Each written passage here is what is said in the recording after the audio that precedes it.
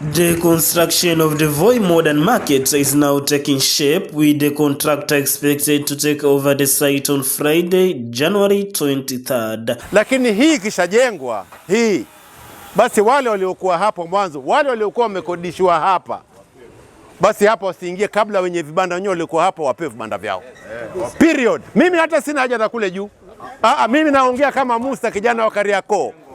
Mimi kitu nasema ile haki isimame ni kwamba wale ambao waliojenga vibanda hapa wakakodisha, wale ambao sasa waliokodishwa ndio wameenda wakapewa vibanda vitatu, mmoja akiwa wangu.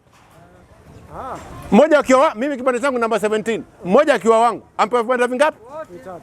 Ujanja wao anafanya, anachukua vibanda vitatu alafu anaweka watu wake. Hiyo mchezo inafanya kunaleta ile kitu inaitwa animosity. In readiness for the national government-funded project, traders who owned multiple stalls began demolishing their structures and removing their goods as early as last year. However, a few traders reported losses after courts ordered them to vacate the sites within 3 days. Muda wa kuhama hautoshi, manake tulikuwa tunataka at least tuweze kusave mali yetu, lakini siku 3, japokuwa lawyer wetu alijaribu kuomba miezi 3, lakini koti ikumruhusu ikatupatia siku 3. Sasa tutaangalia hiyo siku 3, wapangaji wengine bado wako ndani. Tutaangalia vile tutafanya. Sini hasara kama saizi naambiwa natakana 1500. Tena ni portion ndogo tu ya kutoa roofing na mlango. Sasa hiyo gharama ni kubwa, japokuwa hakuna pesa, lakini hatuna budi.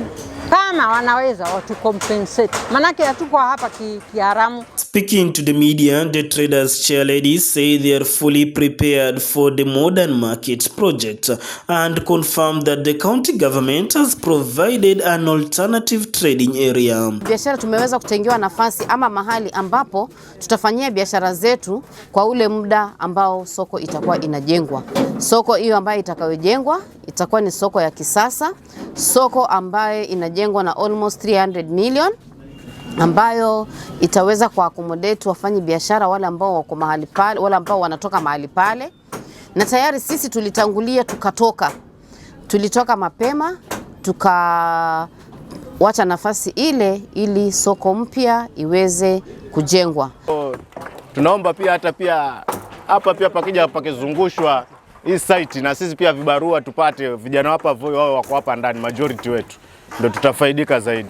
Reporting from Voi, Taita Taveta County, my name is Gabriel Mwokoman.